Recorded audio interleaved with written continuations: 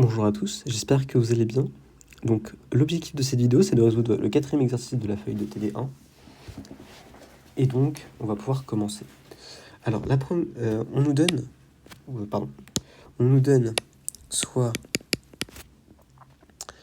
n supérieur ou égal à 2, un entier.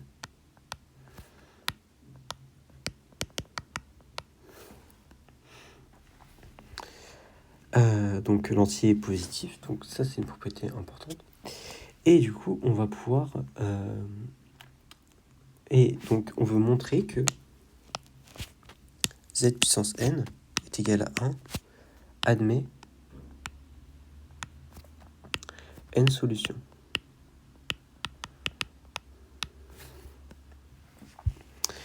Donc on va réécrire z sous la forme trigonométrique, c'est ce que nous indique, c'est l'indication que nous donne l'énoncé. Donc du coup on a z puissance n qui est égal à r puissance n exponentielle i n θ, et l'autre membre de l'équation c'est 1 fois i 0 de pi. C'est juste fois i0, pardon. Fois i0. Car exponentielle i puissance exponentielle i fois 0, ça fait bien 1.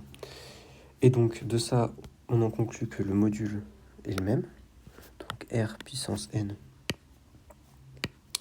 Donc r puissance n est égal à 1.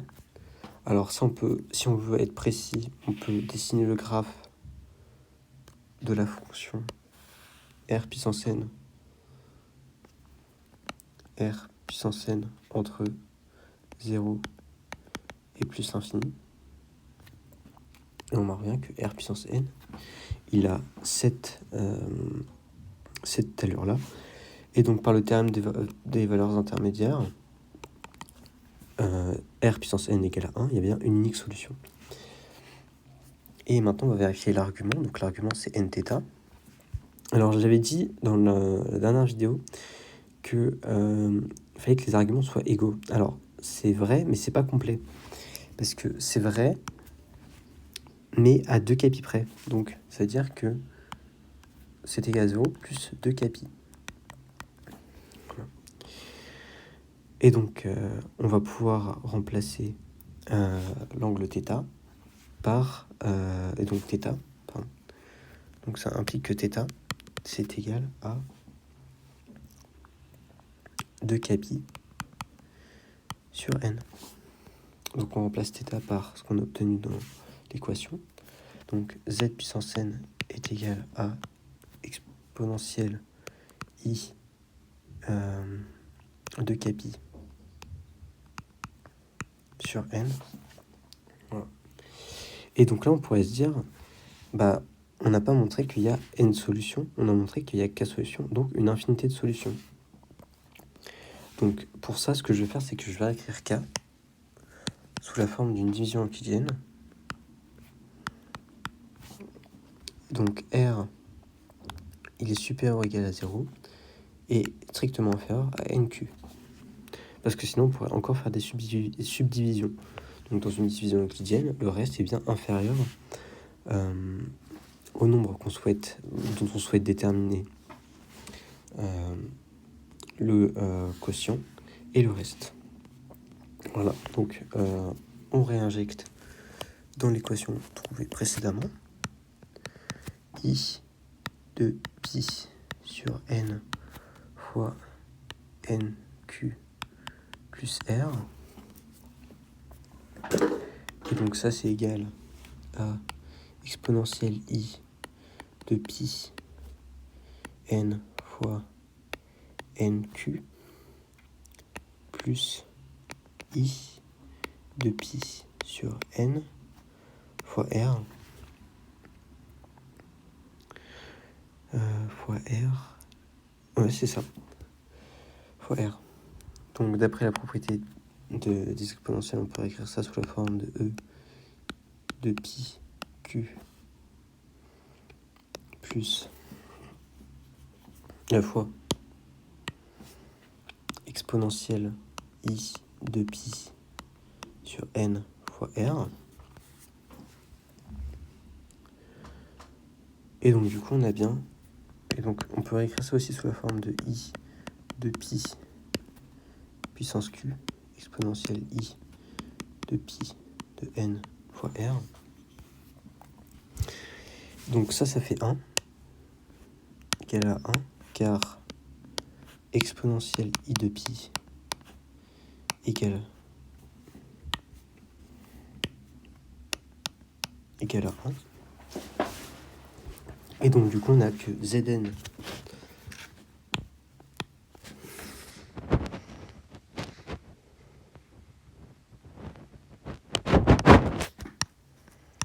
est égal à i de pi sur n fois r.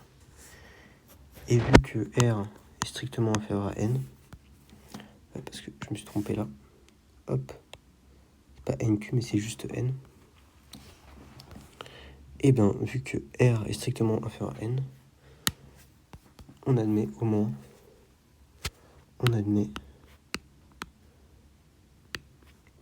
qu'il y a n solutions. Voilà. Et donc on peut rajouter un exemple. Par exemple, si exponentielle i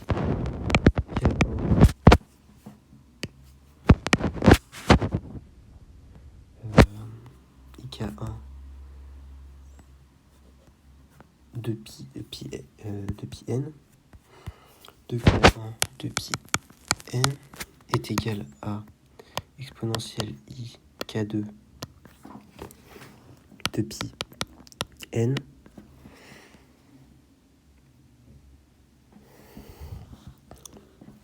et bien ça k1 moins k2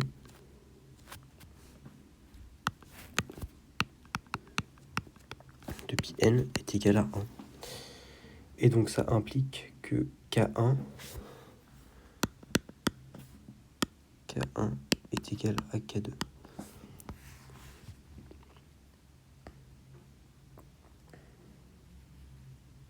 Voilà. Et donc on a bien n solutions.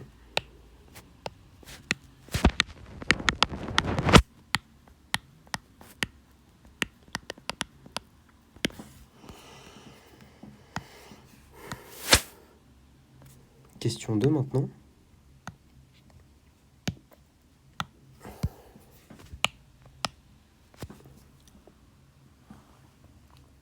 Donc la question 2, on nous dit soit u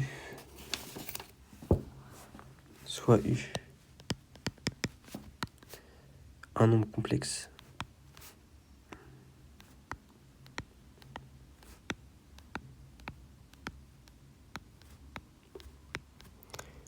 dit non nul,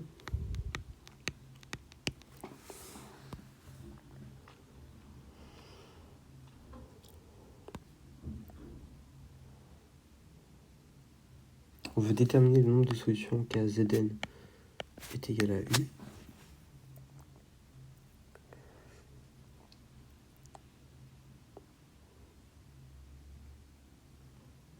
Et puis après, on voudra exprimer les autres solutions. On voudra trouver une solution pour... On montrera qu'il existera une solution pour Z0. Et on exprimera les autres solutions en fonction... On exprimera les solutions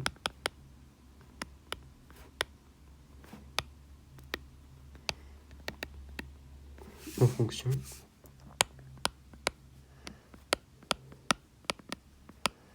de Z de Z0. Pardon, de Z0. Donc c'est parti. Donc comme tout à l'heure, si Z puissance n s'écrit sous la forme, donc ça veut dire que c'est égal au module de U puissance 1 sur n. fois exponentielle i de capi sur n.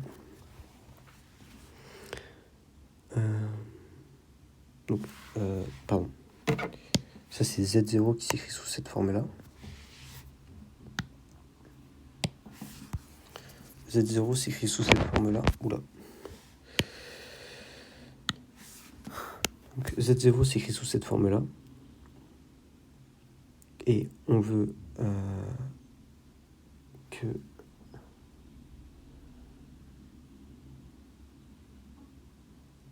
que ceci soit égal. Donc ça c'est Z0.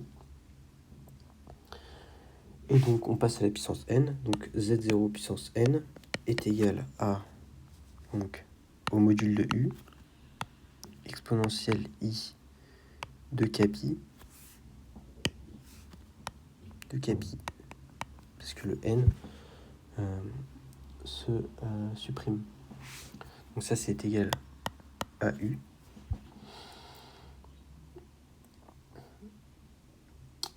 Oui, du coup ça c'est pas le module de U, mais c'est plutôt le module... Je vous dis, cet exercice un peu délicat, donc il faut faire attention dans mes notations.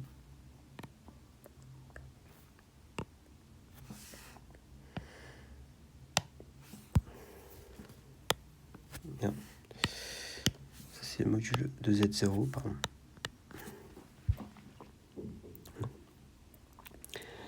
Module de Z0 à la puissance n. Et donc du coup on peut réécrire ZK comme égal Z0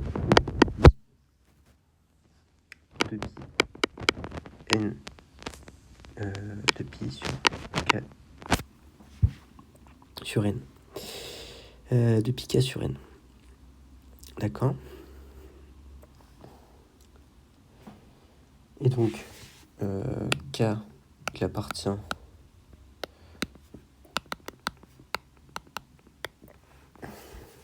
n-1.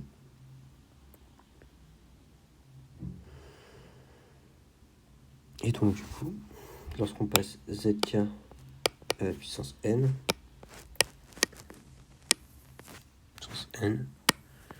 i de pi k. Et donc ça c'est l'ensemble des solutions de... ça c'est ce qu'on demande, exprimer les solutions en fonction de Z0.